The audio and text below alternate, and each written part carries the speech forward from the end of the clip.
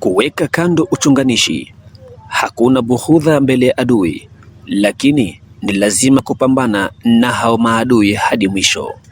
Luteni General Coston Ndima alijielekeza Jumanne hii tarehe 2 Novemba mwaka wa 2022 mbele ya wakimbizi walioko hapo Kanyaruchinya wakiwa wameyakimbia mazingira yao kutokana na mapigano yaliyohusu jeshi la Jamhuri ya Kidemokrasia ya Kongo na waasi wa M23 wakisaidiwa na washirika wao.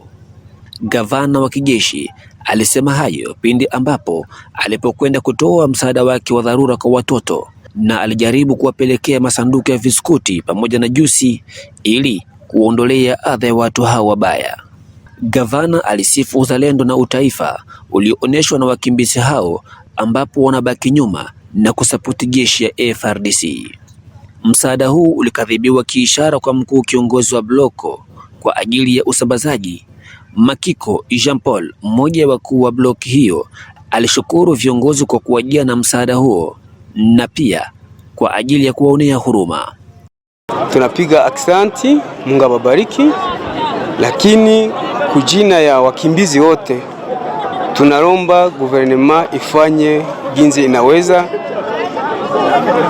ipige adui ili tuweze kurudia kwa maeneo zetu.